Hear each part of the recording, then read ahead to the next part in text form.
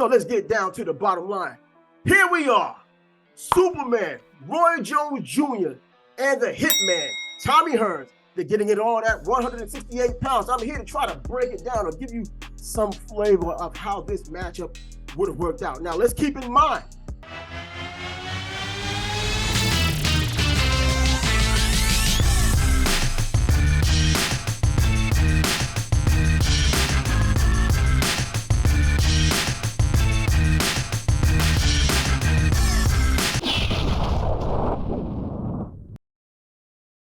hey, if you like this kind of content, how about subscribing to our channel if you haven't done that yet?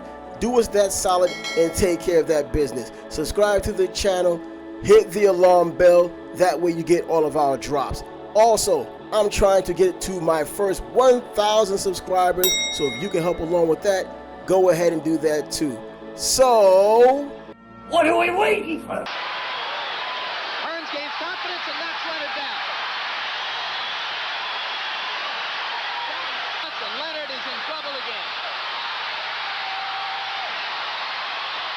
yo, this is Trav with Yo Trav Sports Bag, and I'm back at it again today with you, and I'm getting into some sports. As you may know by now, I try to get into the sports that you like, and going by the analytics, it's pretty unanimous. You really like boxing, so I try to bring it to you, even though I try to talk about other sports. If you check out the channel, you can see there's basketball, there's football, there's, of course, boxing. I want to get into other things as well, but you keep telling me otherwise. So I'm going to give the people what they want. I said I was the people's champ. That's why you're here. And I know why you're here. You, of course, know why you're here. You saw the thumbnail. The thumbnail said Roy Jones Jr. versus Tommy Hearns at super middleweight. Who would have won? Now, let me give a shout out to the comment section, because as I said, I'm interactive with my channel, and I look at the comments, and if you see that, you know for sure if you go to the comment section, you see how I go back and forth. And good nature, of course. But this matchup was requested by JSJ297. Go to the comments, you can probably check him out in one of the videos. I can't remember which one it was, but I do remember this matchup, which he did request. So check my other videos just as well, because I try to put matchups together. I might try to do more of that, not just with boxing. I know plenty of sports, so we can do some fantasy matchups with college football, pro football, you name the sport. I'll be there for you. So if you want to check out my other video, as I said, I have a Roy Jones Jr. versus Rocky Marciano at cruiserweight. That might get your blood boiling, or it's something that's intriguing. So let's get down to the bottom line. Here we are, Superman, Roy Jones Jr., and the Hitman, Tommy Hearns. They're getting it on at 168 pounds. I'm here to try to break it down or give you some flavor of how this matchup would have worked out. Now, let's keep in mind, Roy Jones Jr. was on another planet at 168 pounds. Tommy Hearns was the Hitman by now, but the Motor City Cobra was 147 pounds. He just happened to hit hard down there. He brought his wares up because he had the frame to do so. He went up through the ranks, 154. He went up to the ranks, 160. He went up to the ranks, 168. He did something at 168, so this is where this comparison is coming from. 168. Let's see what happens. Let's go with Roy Jones first of all. We got to give you a breakdown for those who may not know, but of course, if you're a boxing fan, you know how it gets down when it comes to Roy Jones Jr., one of the best athletes to ever grace, if not the best athlete to ever grace a boxing ring. Roy Jones Jr. is perhaps the most athletic guy ever. I mean, he could have played any sport. I guess you've seen him play basketball. In fact, you saw him play basketball before a fight with Eric Luca in Jacksonville, Florida, back in the day. But that's just a snippet of Roy Jones' athleticism and who Roy Jones is as a fighter.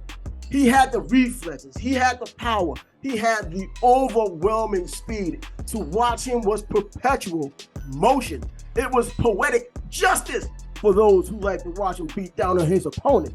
But Roy Jones Jr. was something to behold inside of a boxing ring. At 168 pounds, that's where he became Superman. Yes, he started off at 160. Yes, we know about him being a 156-pounder as a junior middleweight in the Olympics 1988, getting robbed of a gold medal, getting the silver in South Korea. We know what went down there. We saw the shenanigans after the fact and the apologies and all that nonsense years later.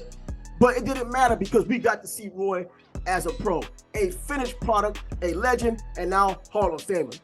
After getting robbed of the Olympics, he opened the door for himself. His father managed him. They broke up eventually. But I believe the fight that really put him on the map, if you know your boxing, you know Jorge Vaca was the guy that really opened the door, at least kicked the door in for Roy Jones Jr. in terms of putting him on the main scope of boxing. Eventually, he'll become mainstream, and you could see how other people acknowledge his skill, his great skill, because he had the talent that made mainstream people interested in boxing. Now, the marketing, I don't believe was there with him because I believe he should have made a lot more money. He should have been a big-time pay-per-view star, and I don't believe he got that way. He should have been as popular as Floyd Mayweather based on his overall skill set. But that Jorge Vaca fight was the time he kicked in the door, because Jorge Vaca, by the way, was just coming off of a knockout win against Mark Breland, the 1984 gold medalist. So there was a name guy. Roy just got rid of him in one round, just knocked him. Anyway, moving forward, he took on Bernard Hopkins, okay, at 160 pounds. This is about 168, but you got to have a little backstory. Bernard Hopkins was a green fighter at 160 pounds when Roy Jones had fought him. Yes, we know them both right now. They're synonymous with boxing. Those guys are legendary fighters. So I'm not taking anything away from Roy. I'm just giving you the facts that Bernard was still a raw fighter, a fairly green fighter at that time. How do I know from personal experience? Because I went to Bernard Hopkins' fourth fight. He fought a friend of mine. He was 2-1 at the time, and I didn't know the business of boxing. I was only 18 years old, and he fought my friend, knocked him out in the first round, and I remembered him when he fought Roy, and I followed him ever since. So anyway, Roy Jones Jr., his overall talent is indisputable. So at 168 pounds is where he made his name, how he became the superstar, and why we call him Superman, because of 168 pounds. He fought at 160, moved to 168, and then he takes on James Toney, a legendary fighter, not even in his own right, a legendary fighter, period. He made it look like a cakewalk. What Roy Jones was able to do at 168 pounds, moving up from 160 pounds to 168 to take on someone like James Toney, who used Prince Charles Williams as a stepping stone or tune-up fight before Roy Jones.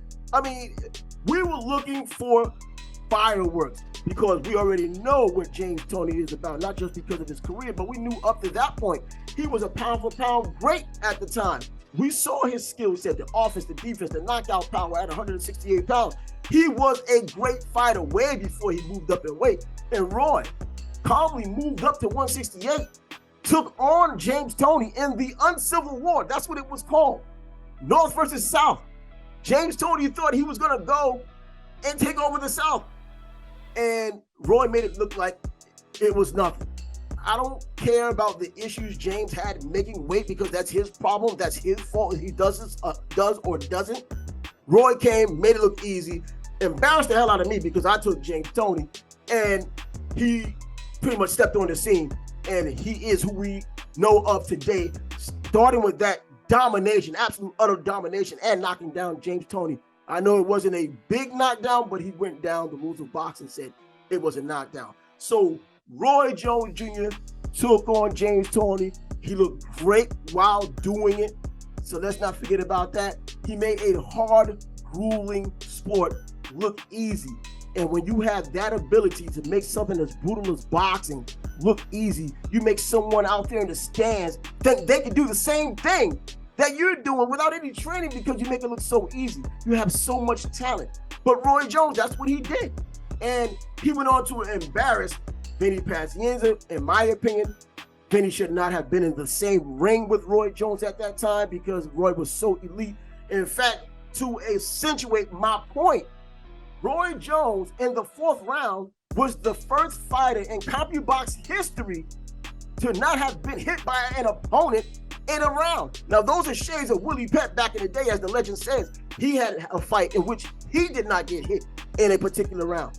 This is what was going on with Roy Jones and Vinny Pazienza, and as you saw, Benny was disposed of expeditiously, embarrassingly, by the better Superman. There was no kryptonite in that ring that night unless Vinny Pazienza wanted some of that kryptonite. So we got that background of Roy Jones. We know about his skill. We know about the lead left hook. If you watch his career, the power he generates from that lead left hook, the way he's able to play around in the ring with fighters we thought were dangerous. And he makes it look easy. I keep saying he makes it look easy, but if you see his career, you would know. He makes it look easy. But in this matchup here, he's going against the Hitman, Tommy Hearns, not the Motor City Cobra from 147 pounds, not the Motor City Cobra who took off the head of Pepino Cuevas, one of the most dangerous punchers in welterweight history. We're talking Tommy Hearns, the man who moved up, who had the heart of a lion, the boxing skills of a savant. He's one of those underrated boxers in terms of being a pure boxer because we look at and acknowledge his power so much. You don't get a name like the Hitman because you can't punch. He got the name Hitman because he kept on hitting people and knocking them out as 147. Well, as Roberto Duran at 154, he caught the vapors as well, hitting the canvas like pancake batter. And Tommy Hearns, skill-wise, he was the one back in 147 that fought Sugar Ray Leonard and was able to outbox the boxer, and the tables had to turn for Leonard to win that fight. So Tommy Hearns, skillful, powerful, moving up in weight class, bringing his power with him to an extent because he eventually fought Marvin Hagler. We saw what happened with the Marvin Hagler fight. It was one of the greatest 3 rounds of all time, but Tommy was out of his league because he fought the wrong fight. Too tough for his own good, too much heart for his own good. He went into that fight looking to box, but then he got suckered into a brawl, and with Tommy's problems with his chin because of the thin neck, we saw how it all ended. So with this comparison and contrast to Roy Jones and this matchup I have here, we got to take into consideration everything. We're talking about the way Tommy was able to box at 6'1", taking on a 5'11" Roy Jones. We're talking about how Tommy still has that right hand. When he moved up, he brought the right hand with him. Not completely like it was at 147, but he brought the right hand with him, and it was still formidable. He just happened to punch hard. That's it. He just happened to punch hard. So if all else fails, Tommy still had boxing skill. Tommy could use a jab, but we see how important the jab is in neutralizing fighters. There are so many fights in the past in which we could see how a jab could neutralize a fighter. We saw Buster Douglas neutralize a very violent Mike Tyson with a jab. Of course, he threw right hands in there as well, but an 81-inch jab coming from a 6'4" fighter on his best night can neutralize anyone, and we saw the result of that. So Tommy Hearns has the most basic and important punch in all of boxing down to a T. So how would this work against Roy Jones? Because Tommy has the heart. Tommy has the power. And then later on in the career of Roy Jones, we saw how power played with his chin. So we never got a chance to see anyone really hit him solid at 160, 168 because he was just that good. He had too many God-given gifts to get hit like that. So he was able to get away. But we've seen Tommy Hearns as well getting knocked out at 147. We've seen Tommy Hearns get knocked out by Marvin Hagler at 160 pounds. We've seen him get knocked out at 160 pounds against Eron Brockley, who was a huge underdog. And Tommy Hearns, skill-wise, was beating him to death until he wasn't. Eron Brockley knocked him out. So we already know what the suspect is. We look at a police lineup and we see Tommy's chin. That's him. That's him. The ones who's responsible for the KOs he suffered all these years. That chin. But if he could keep Roy at the end of his jab, if he could catch Roy with the right hand, this makes it a little bit more interesting. That's why we make this comparison and contrast. Roy comes into this fight. This is how it breaks down. This is how I want to tell you it's going to break down. Roy comes into the fight trying to figure Tommy out. Tommy's going to box as long as you don't threaten him. Roy's not going to necessarily threaten you early on in the fight.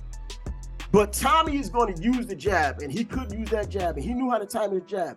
You just don't need to be in the way of that right hand, regardless of which weight class you're in when Tommy's about to throw it. And Tommy would try to circle Roy, but Roy is so athletic, he can adjust to the new angle seamlessly. It's going to move on in the fight. You would ask Tommy before the fight, Tommy, when do you think this fight is going to end? And Tommy would say, in 3 rounds.